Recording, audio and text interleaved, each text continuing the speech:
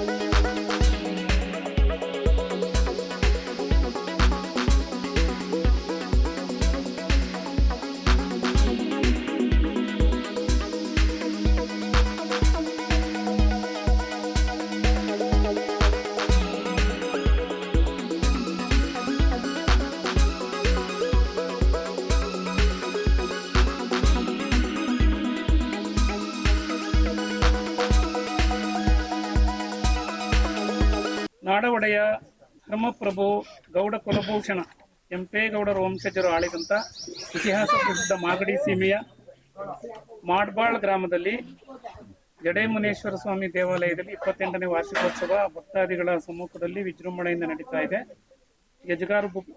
ಗೆಜಗಾರಗುಪ್ಪೆಯ ಮುರಾರಿ ಮಠ ಮಹಾಸಂಸ್ಥಾನ ಮಠಾಧ್ಯಕ್ಷರಾದಂತಹ doctor Kumara ಸ್ವಾಮೀಜಿಯವರು ಭಾಗವಹಿಸಿದ್ದಾರೆ.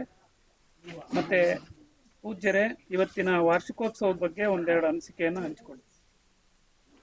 ಮಾಗಡಿ ಸೀಮೆಯ ಮಾಡ್ಬಾಳ್ ಗ್ರಾಮದ ಜಡೆಮುನೇಶ್ವರ ಮತ್ತು ಶನೇಶ್ವರ ಸ್ವಾಮಿಗಳ ಪುಣ್ಯಕ್ಷೇತ್ರದಲ್ಲಿ 28ನೇ ವರ್ಷದ ವಾರ್ಷಿಕೋತ್ಸವದ ಈ ಶುಭ ಸಮಾರಂಭದಲ್ಲಿ ನಮ್ಮ ಕೃಷ್ಣಪ್ಪನವರು ಈ ಕ್ಷೇತ್ರದಲ್ಲಿ, ಈ ಪುಣ್ಯಕ್ಷೇತ್ರದಲ್ಲಿ ಹಲವಾರು ಸಾಮಾಜಿಕ ಸೇವೆಗಳನ್ನು ಮಾಡಿಕೊಳ್ತಾ, ಧಾರ್ಮಿಕ ಕಾರ್ಯಗಳನ್ನು ನಡೆಸ್ಕೊಳ್ತಾ, ಹಲವಾರು ಜನರಿಗೆ ಪ್ರಸಾದ ವಿನಿಯೋಗ, ಅನ್ನ ಸಂತರ್ಪಣೆಯನ್ನು ಮಾಡಿಕೊಂಡು 28 ವರ್ಷದಿಂದಲೂ ಕೂಡ ಮಾಡ್ಕೊಂಡು ಬಂದಿದ್ದಾರೆ.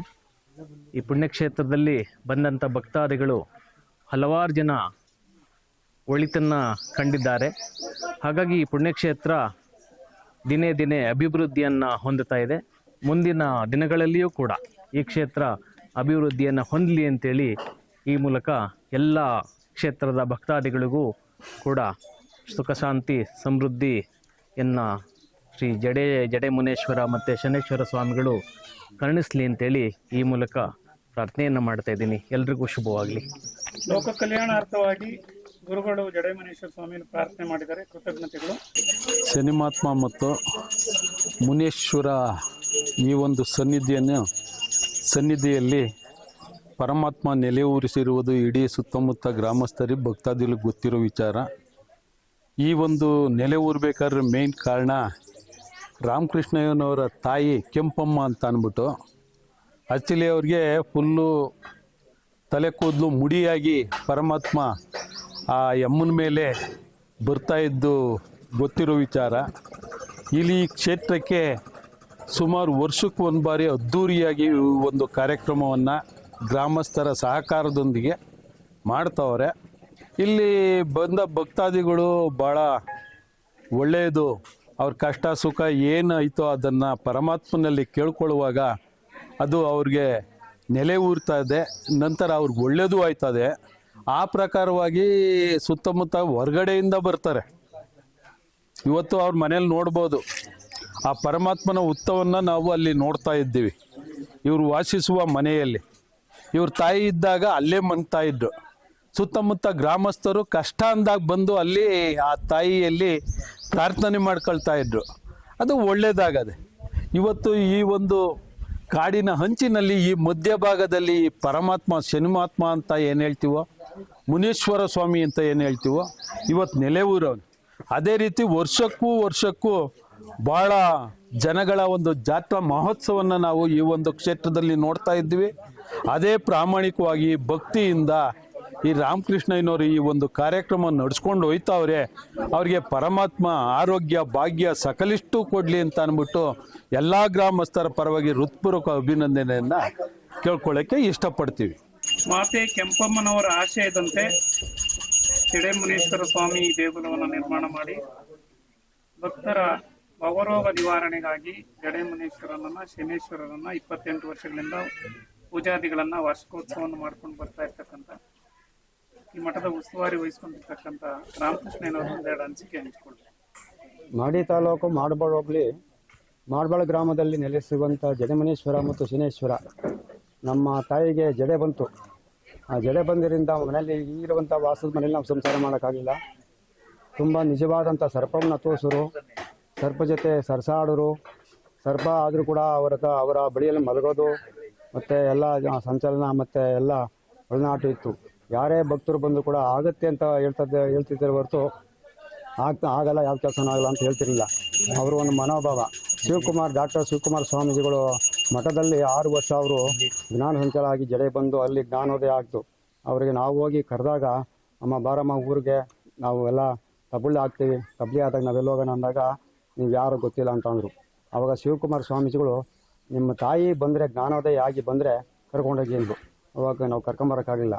ಆಮೇಲೆ ಅವರೇ ಬಂದು ಕರ್ಕೊಂಬಂದು ಬಿಟ್ಟಾದಮೇಲೆ ಬೆಟ್ಟಳ್ಳಿ ಮಠ ಸ್ವಾಮಿಗಳು 1998 ಇಸ್ವಿಲಿ ಇಲ್ಲಿ ಒಂದು ಮಠ ಆಗ್ತದೆ, ಒಂದು ದೇವಾಲಯ ಆಗ್ತದೆ ಅಂತ ಅಂದ್ಬಿಟ್ಟು ಆ 3 ಕಲ್ಲಿನ ಶಿಲೆಯನ್ನು ಪ್ರತಿಷ್ಠಾಪನೆ ಮಾಡಿ ಹೋಗಿ ಅವರು ಆಶೀರ್ವಾದ ಪಟ್ಟರು.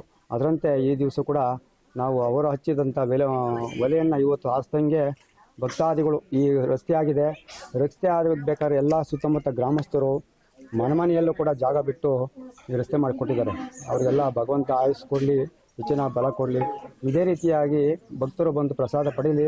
ಎಲ್ಲರೂ ಕೂಡ ತಗೊಂಡೋಗಿ ಮಾಡಿ ಒಂದು ಪ್ರಸಾದವನ್ನು ನಾವು ಕೊಡ್ತೀವಿ, ನೀಡ್ತೀವಿ, ಯಾರೂ ಇಲ್ಲ ಅಂದಿಲ್ಲ. ಅದರಂತೆ ಈ ದಿವಸ ಕೂಡ ನಡೆಸ್ಕೊಂಡು ಹೋಗ್ತಾ ಇದ್ದೀವಿ.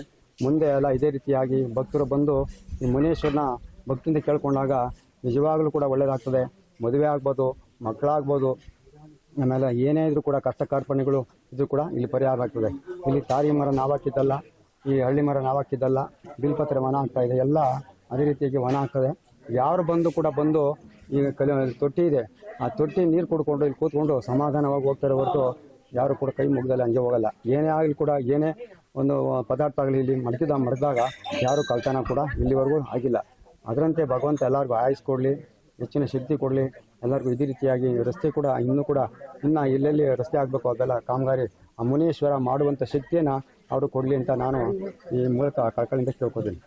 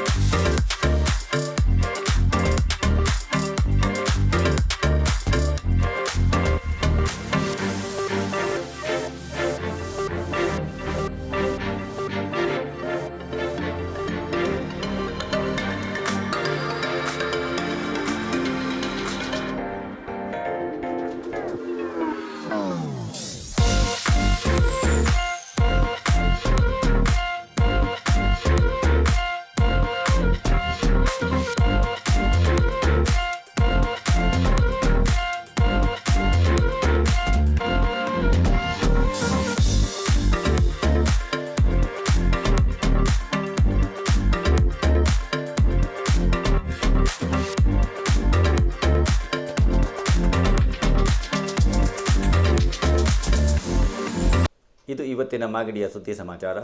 ನಿರಂತರ ಸುದ್ದಿ ಸಮಾಚಾರಕ್ಕೆ ವೀಕ್ಷಿಸಿ ನಿಮ್ಮ GTV ನ್ಯೂಸ್ ಕನ್ನಡವನ್ನು. ವಂದನೆಗಳು.